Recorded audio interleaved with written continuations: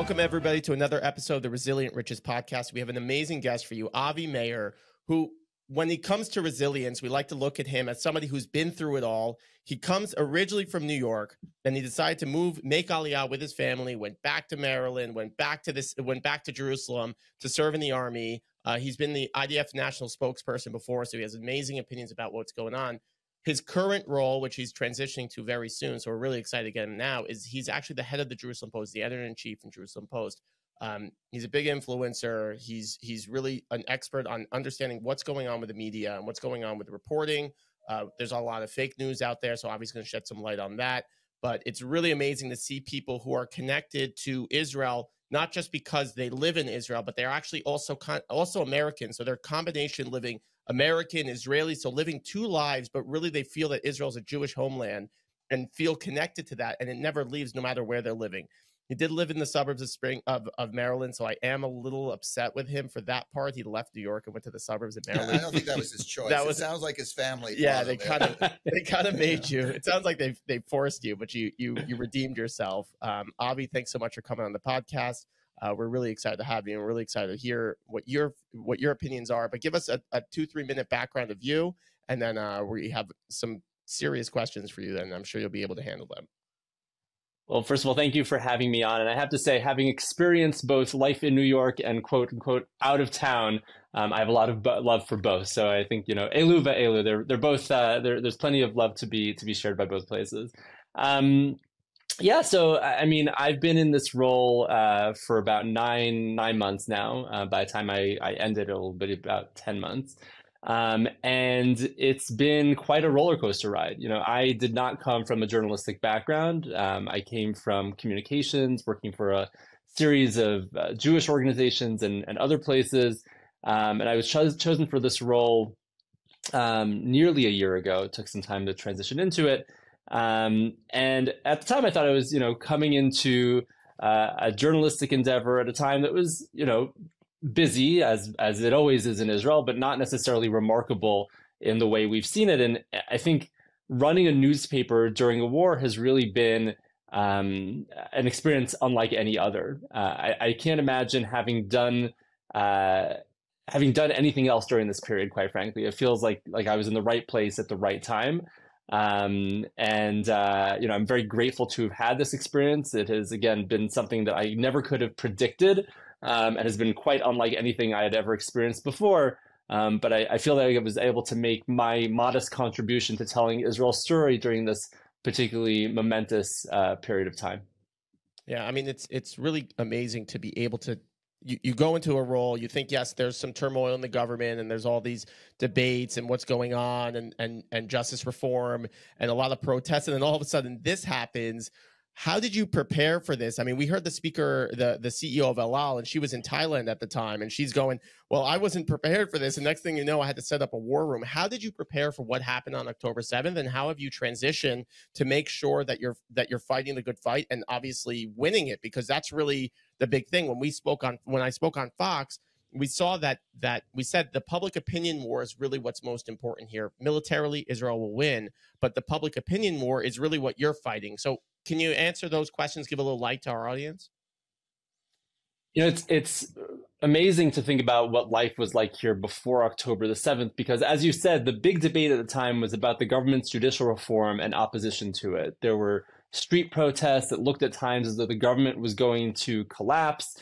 The defense minister was fired and then brought back again. And that seemed to be the one thing that all Israelis couldn't stop talking about. It really felt like the country was being torn apart. And then October 7th happened and the agenda turned on a dime, right? This became the only thing that Israelis could care about. Who even remembers the judicial reform? Judicial reform is probably dead. There's probably very little chance it will ever come back again. And that wasn't just this in has Israel. become That was worldwide. That was that effect went yeah, worldwide. Absolutely. I mean, that was the only thing. I was on any number of news programs, and that was the only thing anyone ever wanted to talk about until October 7th. And October 7th, obviously, the only thing anyone has wanted to talk about has been this war. I mean, look, as a newspaper, you're always ready for breaking news. So we are staffed 24/7. The only day of the year in which our website does not operate is Yom Kippur. We have people who are on Shabbat and Jewish holidays, which is why when this happened on both Shabbat and a Jewish holiday, we were in fact staffed up and we were able to respond in real time. We, of course, had no indication that this was coming. Neither did the military or the intelligence apparatus, which is something that will need to be investigated after the fact. We've now learned that there are perhaps there were some indications ahead of time, but they certainly weren't interpreted to mean the kind of cataclysmic occasion that took place on October the 7th. But of course, we mobilized immediately. We made sure that we were giving our audience updates in real time. And I will say we were hampered not only that first day, but really for the first week by a series of attempts to bring us down, to bring the newspaper's website down. We were attacked by hackers who succeeded for lengthy periods of time to actually bring down the Jerusalem Post website, which is the most read English language news website in Israel, which of course deals a significant blow to our ability to do our work. There are clearly people who don't want Israel's side of the story to be told to the world. We quickly pivoted. We moved to social media. We said, even when our website isn't operating, you can find our information in these places. We want to make sure that we were serving our audience as best we could. And then for the past 2+ months, almost 3 months now, we've been doing whatever we can to ensure that Israel's story is being told. And that story is not simple. It's often quite complicated and painful.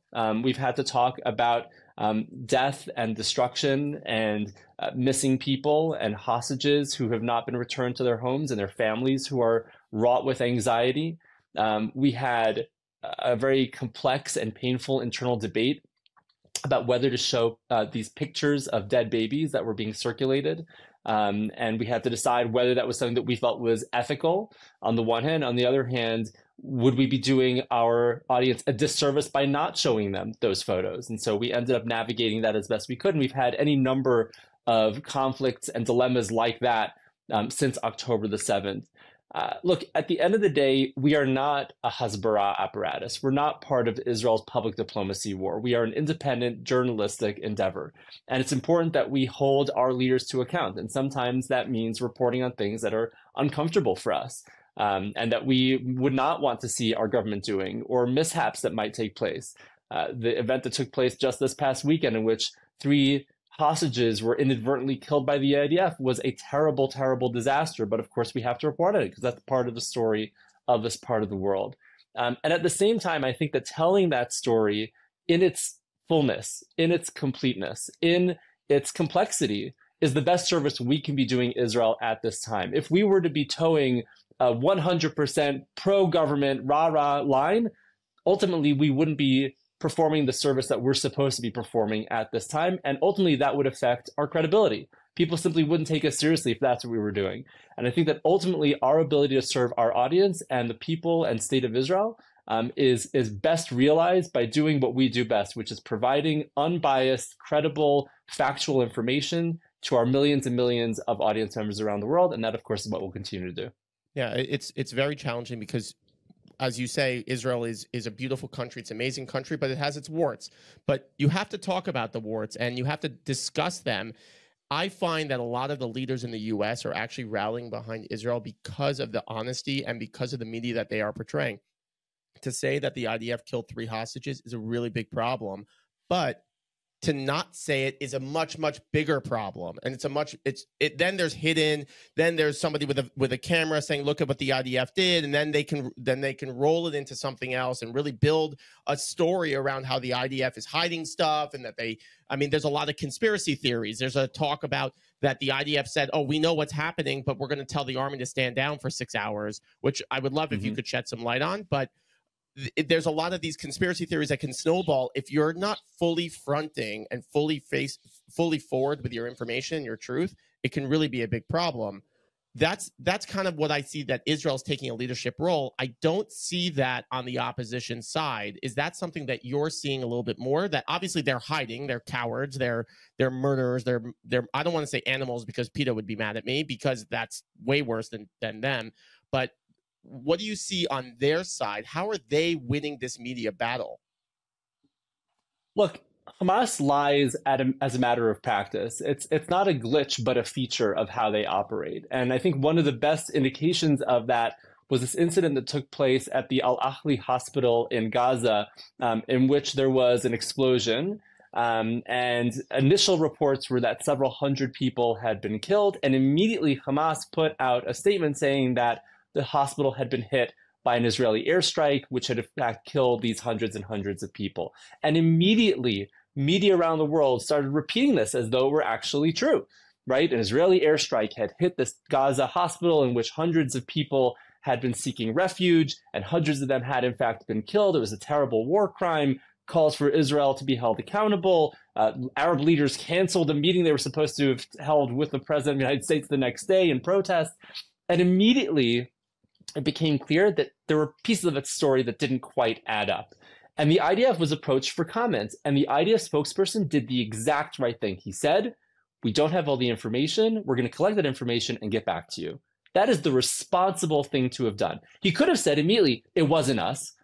But he may not have known at that time, or he may have thought, but he wanted to make sure that he had all the information before he was putting a statement out there. And then, in fact, a few hours later, he put out a very lengthy statement saying, we have indications that this was not an Israeli airstrike, but rather a Palestinian Islamic Jihad missile that had been fired towards Israel as part of a barrage of missiles that took place at that time, had fallen short due to a malfunction, and had crashed not in the hospital itself, but in the parking lot. And of course, it's regrettable, but that's not something for which Israel can take responsibility. And ultimately, it became clear that A, of course, it was not an Israeli airstrike, it was a Palestinian rocket. B, it did not hit the hospital, rather the parking lot. And C, not 100 or several hundreds of people were killed, but several dozen. But at that point, the narrative had already been set because Hamas, again, as a matter of practice, not as a glitch, but as a feature, makes a point of lying, doing whatever it can to disparage Israel, to paint it as the aggressor, whether or not that's actually true, and portray all Palestinians as invariably victims. And we've seen this time and time again.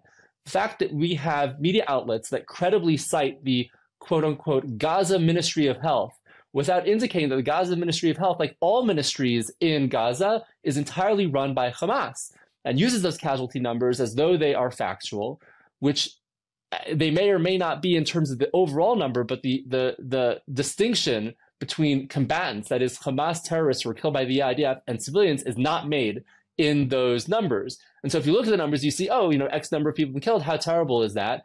You don't know that a significant number of those were in fact terrorists who were killed by the IDF as part of their exchanges of gunfire and the conflict that's been taking place. And that is not, again, it's not a glitch, but it's a feature. The Gaza Ministry of Health will not distinguish between Hamas combatants and civilians. And so all they do is present you with this information, say this is the number of people who've been killed. A, we don't know whether that number is accurate. And B, we certainly don't know the breakdown between combatants and civilians. And so again, time and time again. It's amazing that even though they've been proven time and time again that they're liars and that they're that they're saying 18,000 people have been killed. Who knows? It could be 1,800, but yet everybody still, even time and time again, they've been proven to be liars and just they don't care what they say, and people and around the world, they still take them. The next report is still believed. It's amazing to me that at least they should have some loss of credibility, but they don't. They seem to have Teflon on them, and they don't. Nobody recognizes that. It's amazing. It is amazing, and when you look at this incident that took place this past weekend, right? The terrible, terrible killing of these 3 hostages. You have to understand why an IDF soldier seeing 3 people coming out of a building may have thought that these could in fact have been terrorists and not civilians, because Hamas, again, as a matter of practice, not as a glitch, but as a feature, does not walk around in uniforms. They walk around in civilian clothing, particularly in order to confuse IDF soldiers, to ensure that you don't know who you're firing at any given time, so that someone can pop out of a hole somewhere or out of a tunnel or out of a building and start shooting at you. And you may not know immediately that you're talking about a terrorist, but rather, maybe you think it's a civilian, maybe you think that they're engaging in, you don't know what it is, because again, they have turned all of Gaza into a battleground. They've turned Gaza into an armed base in a way that draws absolutely no distinction between combatants and civilians. And by the way, civilians do need to be protected.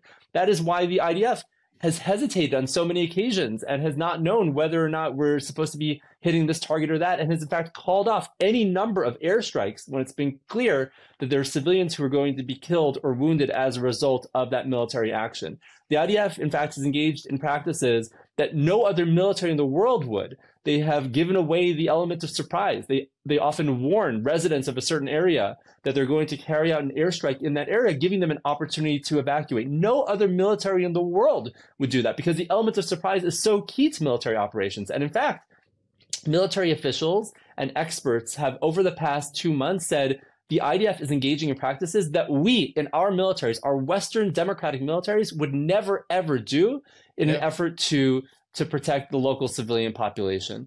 That's why the generals are all speaking pro-Israel, because they understand what it actually means. A lot of the officials that actually understand these people, that understand who the actual enemy is, are really pro-Israel, which is amazing to see, because that's not so normal. That's not normal amongst leaders. Normally, they want to be polarized. They want to pander to their base. They want to do they have all different alternative reasons, but they're not doing that. I remember when I was in the Army, my roommate, because I was a lone soldier, they gave us this, I would call it roommate because it was like a shed. It was like a closet that we were living in. You can only fit single beds, and that was the end of it. And single beds are not big in Israel. So he was on the border. He was guarding Kibbutz Itamar. I don't know if you remember this. It was in 2012, and some Palestinians came in, some terrorists came in and slayed a family in Kibbutz Itamar. And then they came back and they killed the baby. And he says he sees media that day, and he goes and he sees like Al Jazeera and things like that, and CNN and other media, and they're painting this picture. So I said to him, I said, Yossi, is this what happened? He goes, what do you mean? I was there. Like, I was the guy that, like, I was there with the dead bodies. I was the first person there. He was in Givati at the time. And he goes, how can I possibly, like, how can you battle this? Like, CNN is saying one thing, I'm physically there seeing something else. How are you answering these fake news, if that's a political, if that's a controversial thing to say? We don't mind being controversial. How are you battling fake news? How are you battling when there's misinformation coming out and you're saying something else? How are you winning that war? I think the best answer to fake news is real news. It's by ensuring that our reporting is as accurate as it can possibly be, ensuring that we are basing our reporting on sources that are verifiable, that information is credible at all times. That's the best thing that we can do in response to these incidents. And I have to say, we don't always get it right. I don't think anyone ever gets it right all the time. And when we get it wrong, we will apologize. And I think it is actually notable, and I will give credit to certain news agencies, that in the aftermath of the Gaza hospital incident, several did issue clarification, said we got it wrong. So the New York Times, for example, did put out a clarification saying we got this story wrong. Others did as well, and some did not. And I think that that's the role of responsible media, to say, at times we may in fact not get the story entirely right, but the best we can do is to ensure that our reporters are out there collecting information, speaking to credible sources, cross-referencing sources, making sure that we're not relying entirely on one source of information, but that we're getting things from multiple places. And ultimately, that's the best we can do, ensure that we are giving the most complete picture to our audience. I will say that from time to time, we have had to call out other media outlets for not doing their job. And I've done that rather openly. I signed on to a letter that was being circulated by the editor-in-chief of another Israeli publication in response to an incident, actually an expose a few weeks ago, in which an organization called Honest Reporting revealed that several photojournalists, Palestinian photojournalists, had been essentially embedded with Hamas on October the 7th, that they were somehow magically in these communities in southern Israel at exactly the same time that Hamas was carrying out these attacks. And Honest Reporting asked the question, how were they there? How did they know that this was happening? Were they in fact embedded with Hamas? Did they get prior information that this massacre was going to take place? And in fact, we're talking about photojournalists who have been employed by some of the most notable outlets in the world, some of the biggest names in news, who have contracted with them, some of which actually still will work with these individuals. Yeah, Associated Press is one of them. Yeah, there were several different outlets that were implicated in this. And so the editor-in-chief of another Israeli publication initiated this letter on behalf of editors-in-chief of newspapers in Israel calling on these agencies to investigate and sever ties with these individuals. And I got an angry letter from the editor of one of the most prominent news organizations in the world, I won't identify which, who took me to task. How could you dare pile on with this, this mob attacking us for doing our job, and a credible journalist who is just doing his job, and how do you know, and how could you allege, and so on and so forth. And I said, I'm not alleging anything. I'm asking a question. What's your answer to the question? Instead of attacking us for asking why these photojournalists were there, why don't you ask them why they were there and how they had that information and whether they were in fact embedded in Hamas? Don't attack us for asking the questions. That is literally our job as journalists. And he had no response to that, obviously. But that is our job. And we have to make sure that we are holding other news organizations to account and making sure that they're engaging in journalistic practices that are ethical and sound, and not engaging in what I would call journalistic malpractice, which unfortunately is a lot of what we've seen over the past 2 months. So besides the photojournalists that we had heard about that were embedded, there was some tricky investments that had gone on. Some had profited from afterwards. They had made like a big windfall based on certain investments that they had made. So I think those were questions that had to be asked as well. Do you find it challenging? Absolutely. There are a lot of questions to be asked about the lead up to October 7th and what has transpired since. There are many, many questions about, whether there were indications that this was going to happen, whether there were perhaps intelligence indications that this could have been in the offing. We now hear that there were IDF soldiers who were on the border in the weeks leading up to it who saw strange activity and reported it to their superiors, and the superiors said, basically, we don't care, or we don't take this seriously. This happens every so often. That's a huge question, obviously, that's going to be addressed. But can you give us any insight on why that was discounted? I mean, it's like you think back to Yom Kippur War. I mean, this is an ideal time that right. Simchas Torah, Shabbat. It's an ideal time that you could expect an attack. Is there any insight you can give us on? So not only was it a Jewish holiday, Simchat Torah, it was also the day after, literally to the day, 50 years since the Yom Kippur War. And so there are always indications that something might happen around there. And there may be some military effort. There have been attempts in the past to carry out terror attacks, but we didn't know, obviously, that it was going to be exactly on that day. As for why that information was discounted, look, I've spoken to military officials, and they say, and again, this is before the investigation. There will be an investigation. There will almost certainly be a commission of inquiry that will hold all of the country's military and political and governmental officials to account for basically tremendous failures that took place on that day. But what they've said to me is, we get so much information. If you knew how many indications of strange activity we get in a single day on all of Israel's borders and overseas, strange things that might be taking place, maneuvers that we can't quite understand. Someone might change, the path of their travel on this day or that, and you have to wonder whether that's an indication of something. We can't always know whether all that information, what of it may be of significance. And so that's the, I would say, rather unsatisfying answer that they have right now. But there will certainly be a time for asking those questions. I don't know that time is right now in the midst of a war, but certainly it will come once the dust settles and people will indeed be taken and held to account. I saw something yesterday that, first of all, it was like I saw something that said that it had been 2 years in the planning, and I saw something yesterday that said it was 8 years in the planning, and they had full books of information. I mean, whatever weaknesses they saw, they took advantage of, obviously. It's very clear that this was in the planning for a very long time. In fact, some of the individuals who engaged in the infiltration and participated in the massacre had themselves worked in Israel, including in those very communities. And so they were able to provide maps of those communities to the terrorists, saying, this is where the dining hall is, and this is where the homes are, and this is where the kindergarten is, and this is where the clinic is. So when the terrorists came into these communities, they knew exactly where they were going. They didn't have to search around or get their bearings. They had literal maps in which they were able to figure out exactly where to go and murder and abduct as many people as they possibly could. That is a tremendous failure. And by the way, that is part of, I think, a systemic failure that many people are now coming to terms with, that over the past few years, Israel has viewed Hamas yes, of course, as a terrorist organization, we knew that it hadn't changed its stripes, but one that is perhaps more responsible, because ultimately it's the sovereign authority in Gaza. It needs to care for the welfare of its people. The number of Palestinians who are being allowed into Israel on a daily basis to work, the number of shipments of trucks of goods that were able to come in and out was constantly increasing. And the idea was that Hamas, yes, of course, it was still a terrorist organization. Yes, of course, it was still dedicated to the destruction of Israel and the murder of all Jews around the world. But it was a terrorist organization that you could reason with.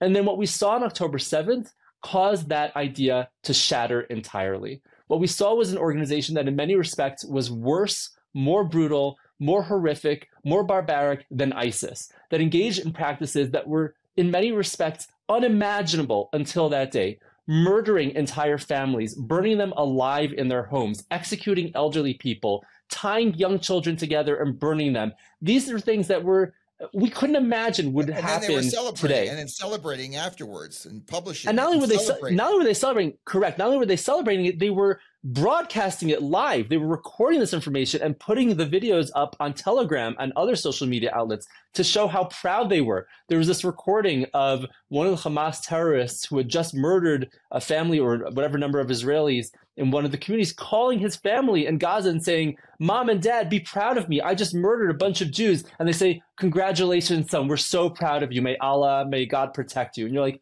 oh my God, this is who they were all along. Everything we thought they were over the past years was a ruse. This idea that all they wanted was the social and economic welfare of the people in Gaza. They're an organization that is a fundamentalist death cult that is there to murder as many Jews and eradicate the state of Israel. And that is what they have always been. That is what they will always be. And that is why Israel is engaging in this military operation right now to ensure that it never again has the capacity to carry out like a massacre like October the 7th. And that is why Israel is being maligned around the world. But ultimately, Israel will stick to its guns and do whatever it has to keep its people safe. So it's amazing because it's also the Muslim Brotherhood. And we spoke to Harel Chorev about how the Muslim Brotherhood is also implanted many other terrorist organizations around the world. And now the US is waking up, Europe is waking up, and all these other countries are waking up and realizing that, hey, we also have a problem here and we need to eradicate a lot of these terrorist regimes. How are you seeing, and what is your opinion on what's going on around the US, Europe, with the rise of anti-Semitism? How are you seeing that? And how do you think the two questions is, one is, how do we prevent another October 7th that will never happen again? And we keep saying never again, and then never, and never is now. And we keep saying never, but how do we actually have systemic change that this will never happen again? And what do we do about this anti-Semitism that's going on? We're scared. My son's school was all the New York City schools were threatened with bomb threats one day. My wife and I made the decision to send our son, but I was prepared. I mean, I have combat experience. I've taught Krav Maga for years. I've been able to understand actually what's going on. So I'm able to see that it actually really wasn't a problem. But how are you seeing that? What is the solution for that? And what's the solution that this will never happen again? We're towing the line and this never happens again. Look, to the first question, I'm not a military strategist, and I don't know what measures need to be put in place to ensure that never happens again. I do know that this is a moment of reckoning for all of Israel's military officials who will be taking a very hard look at Israel's military doctrine and wondering whether we've gotten it wrong, right? This over-reliance on technology, the idea that all we need are some drones and high-tech, fighter jets, but we don't really need quite as many people along the border, seems to not be so true. And in fact, we do need people along the border. We need soldiers who are armed and prepared for any eventuality. And if we see an indication of something strange happening on the other side of the border, we need to take it seriously. And so I think what we're likely to see is an increase in the number of physical soldiers who are actually on Israel's borders, and Israel's borders are quite extensive. Their entire country is a very small country, and so in many senses it's a bit of a garrison state. But that we've learned is a very real need. Taking very seriously intelligence information that comes out of the other side, I think, is something that we'll also need to be doing. And also, quite frankly, understanding that the people who have dedicated themselves to killing us and eradicating the state of Israel, they really mean it when they say it. This isn't just rhetoric meant for internal consumption. They're there to murder as many Jews as they possibly can. And we saw it on October 7th, and we've been seeing it ever since. And so I think a switch in thinking is what we're likely to see in the years to come. And hopefully that will, in fact, prevent something like this from ever happening again. As for what we see taking place around the world, we've come to understand this as a two-front war. Yes, there is the front that is taking place in Gaza, in which soldiers are engaged in ongoing combat operations to eradicate Hamas's terrorist infrastructure and deny it the ability to ever carry out a massacre like October 7th ever again. But there's another front, and that, of course, is what you're seeing in Jewish communities around the world, where anti-Semitism has risen to unprecedented levels, where you see Jews being told not to identify as Jewish in the streets, where synagogues and schools and Jewish community centers are being surrounded by unprecedented security. And I have to tell you, I'm not sure that anti-Semitism is new. I just think that it is becoming more public. I think we're talking about people who have largely harbored anti-Semitic sentiments, probably for a very, very long time, but have maybe understood that it just wasn't socially acceptable. You couldn't really express these things publicly. And then October 7th and the aftermath have given free rein, essentially, for this anti-Semitism to explode in an unprecedented way around the world. And so ultimately, I think we all feel that we're in this together in some sense. Whether you're in Israel encountering, ongoing rocket barrages, as we did just today, or the heartbreaking loss of loved ones, or not knowing whether loved ones who are on the front lines or who have been abducted are okay and what their fate might end up being, or if you're in a Jewish community around the world and you're being affected by this in a different way. Ultimately, I think the realization that we're all coming to is that no matter where you are in the world, if you're Jewish, this is a fight that you're in together. And I think that is something that on the one hand can be quite intimidating, the realization that there are still people who this many of years after the Holocaust are still hating Jews and doing whatever they can to kill them around the world. But it's also quite, I would say, inspiring, because you realize that you're not in this alone, that we're all in this together. And ultimately, we are way stronger when we are united than we are divided. I think that's something we've seen over the past 2 months, where the divisions that might have existed before October 7th have completely melted away, and left and right and Jews and Arabs and Israelis and Jews around the world have banded together, I think, in a way that I have never seen before, at least in my lifetime, to fight this fight, whether in Israel or around the world, and realize that we're, again, united in this battle, not only for our right to exist in this land, but for our right to exist and celebrate our Jewishness, period. And that's something that we ultimately, I'm sure, will ultimately prevail in. Yeah, we've taken on a unity Torah that is going to be written, and it's going to be funded me, 2 of my friends, and then we have a quarter of people who have never done a mitzvah before. So we're talking to our clients, and we're asking for $180 from our friends and people that we care about to write this, to be part of a mitzvah. So I'm calling people who are just Jew in name only. That's really what they are. And I said, hey, do you want to write a Torah? They go, what's a Torah? I'm like, they're like, oh, I thought it was something that you can print. It's on a book. I go, no, you have to physically write it. They're like, what's the significance of a Torah? Like, how long does it take? Like, asking these questions. And I realized one guy, my barber, who's Bukharian, starts crying. He goes, I never did anything for my father when he passed. And this is something that he would have loved for me to do. So it's small. Wow. It's nothing. I mean, I'm not raising it on the podcast. Sorry, everybody. We're well oversubscribed, but it's something that we're doing that's a unity. You epitomize what is actually going on in the world, this unity, because you have so many different backgrounds, but you're going through you went through such a tremendous time. Where did you get that resilience to be able to overcome this? You don't look tired at all, which everybody else looks really, really tired because they got these like extra lines, but you don't look tired at all. Where does that resilience come from? Did you have a moment in your life that was like your defining moment that said, you know what, I can overcome everything. I'm never going to stop? Because I mean, you're holding a very large position, and I'm sure the next position you're going to be is even larger. So where's the resilience come from? And do you have a defining moment that gives you your strength that you can pull from when things are tough? I don't know that I can point to a particular moment. I would say that my parents raised me with a strong sense of right and wrong. I remember I was once on the phone. I must have been a teenager at the time. And I had like one of those like really old cell phones, and I was on the phone with my mom, and I was going in somewhere, and I told like the smallest, like the such a minor like untruth. I said I was like meeting somewhere which would enable me to get into like this restaurant or whatever it was. And my mom heard it. She was on the phone and she was aghast. And she took me to task for telling this minor untruth. And from that moment, the importance of truth and untruth and ensuring that we are on the right side of telling the truth has been really embedded in my consciousness and in my being. And ultimately, that is what gives me the resilience to endure even in a period like this. The knowledge that at the end of the day, after all is said and done, we are on the side of good and justice and truth. And I think that is something that is hard to understand sometimes when you're constantly being beleaguered and told that Israel is, the worst place in the world, akin to the Nazis, the worst thing that could possibly have happened over the course of human history.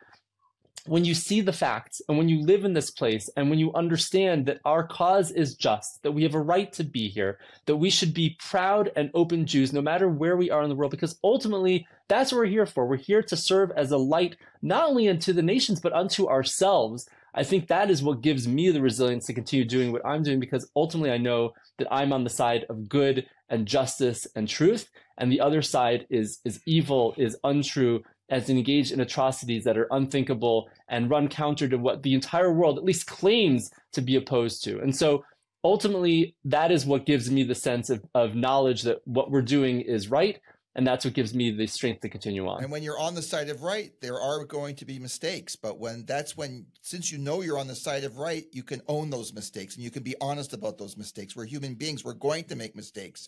It's a tragedy 100%. that those 3 hostages were killed, but we are going to make mistakes, understandable mistakes, but we are on the side of right, so we can own those. Your mom sounds. And you know what I would say? But sorry, what's that? No, continue.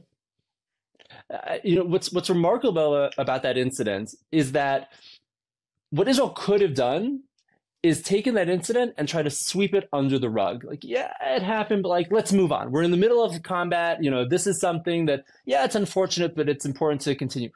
You had every single leader of the country, including the chief of staff of the IDF, saying this was a tremendous error. This is a violation of the IDF's rules of engagement. It should never have happened, and we will do whatever we can to prevent it from happening again. Expressing tremendous pain and heartbreak to the families. Again, you had the prime minister, the defense minister, the president, and the chief of staff of the IDF all saying this was a tremendous error. We will not ever allow this to happen again. And that is something that takes, I think, a lot of integrity. And again, as you said, it's rooted in this knowledge that ultimately our cause is just, even if errors and mistakes happen along the way, and they will continue to happen. If you keep your eye on the prize, if you keep the realization that what you're doing is right and is rooted in truth and justice, that will enable you to carry on and to endure. Thank you. Yeah, it's amazing. It's amazing exactly what you're saying. You can push through things. This is we are called Resilient Riches, so we are also financial podcast. Can you tell for our audience and listeners who are going off on their own and they want to do independent journalism and things like that, you've had tremendous success in a very short amount of time. You look like you're 27 years old because you could be 95. My grandfather was 94, had dementia. Nobody cared because he had a full head of hair. That was really all that mattered. I don't know if you visited Turkey or not. And still some black. It wasn't completely gray. It was really no one cared. Everyone's like, oh, Milton, the guy with the hair. I go, yeah, you can't even remember who you are, but no one cares about that part. What would you say? Can you give a couple points and a couple tips to people who are looking to get into journalism, who are looking to grow, who are looking to build, and obviously you found tremendous success in such a short time. How did you didn't cut the line because you had a tough mom that kicked your ass all the time, but how did you get That's there? Right. Look, I think ultimately it's a matter of staying true to who you are and what you believe in, and ensuring that you are doing things that feel enriching and positive in your life and are not getting bogged down by things that don't feel that way. I reached this role through an untraditional route. As I said, I didn't come through journalism. I came through communications, through Jewish communal work, and I was chosen for this role as sort of an untraditional selection. And so I don't know that I would be able to give someone who aspires to be in journalism, the sense of direction that they might need in order to reach a role like this. But I would say that one thing that has guided me throughout my professional career has been the sense of mission, realizing that no matter what role I'm in, I'm here to serve the Jewish people and the people of Israel. And so I've been in a variety of roles for a variety of organizations, but in each one of them, I've kept my eye on the prize. I've ensured that whatever I'm doing is putting the good of the people of Israel and the Jewish people first. And I don't want to make it sound like I'm, some kind of saint-like figure. I'm not. Obviously, I have my own internal needs and considerations, but I realized at a very young age that I would dedicate my career to serving the Jewish people, and that's what I've done along the way. And I think that whenever you have a loftier goal than yourself, when you have a mission that is bigger than you, that carries you through no matter what trials and tribulations might encounter along the way, and gives you the sense of meaning and significance in your life that I think is incomparable. And that's something that I've experienced throughout my career, and I hope I experience for many years to come. Yeah, I had when I was building my career, I had that. I want to be more. I want to change my past. I want to show everybody that if I can do it, you can do it, and why not me? And that advocacy. What you're doing is in your values is I'm assuming a sense of faith or spirituality, something like that has carried you through it. So if you look for a higher power, speaking of higher powers, we are giving back podcast. If we do it out of our own pockets, it's not some sponsor is doing it. Can you tell us a charity that we'd love to donate to? Can you give us a little background of the charity, and then we'll call it, because you got some reporting to do. Who knows? In the last 40 minutes, some breaking news happened, and you got to get there and change the world. You posed this question to me before we got on the air, and throughout this conversation, I've been thinking through what my number one charity would be. And I have to say, it's hard for me to think of one, because there are so many organizations doing incredible work in Israel today. And I think that that's one of the things that we've really seen over the past 2 months, that organizations that may not have known, I don't think anyone knew, that they were about to encounter one of the greatest challenges to Israel and to the Jewish people in the past century or more, we're going to have to mobilize in this way, really have risen to the occasion in a tremendously incredible way. And so I know you mentioned that United Hatzalah has been one of the charities, one of the causes that's been mentioned. I think they're doing incredible work. Friends of the IDF, which is an organization that supports IDF troops in non-combat equipment, but in a variety of social and personal services that are absolutely critical to their well-being as soldiers. I think it's also been doing incredible work. Magen David Adom, another emergency service that's active here in Israel and that has a presence in the United States, I think is doing incredible work. But there's so many organizations in Israel that are being challenged at this time. As you understand, there is a tremendous economic dimension to what's happening here. Many people have lost their businesses. There are many hundreds of thousands of Israelis that have been displaced from their homes. Honestly, go online and try to find an organization that is doing some kind of social work in Israel that is aligned with your personal beliefs and a cause you may be interested in, whether it's serving women and children, whether it's serving the elderly or the disabled. Hospitals in Israel have been taxed to the maximum of their ability in many respects, because they're dealing with wounded and people who are engaging in all sorts of challenges due to the war. I would say that if you're giving to a cause in Israel, no matter what that cause may be, you are directly contributing to Israel's ability and the people of Israel's ability to overcome these challenges and to endure in the future. So it's hard for me to point to one. I named a couple, but really any cause in Israel that's engaged in this work right now is doing tremendously important work that needs to be done in order to enable Israel to endure this period and survive. Well, it sounds like we'll find an organization that the underserved and the people who are vulnerable we'll look for a cause there, and we'll mention it on the podcast.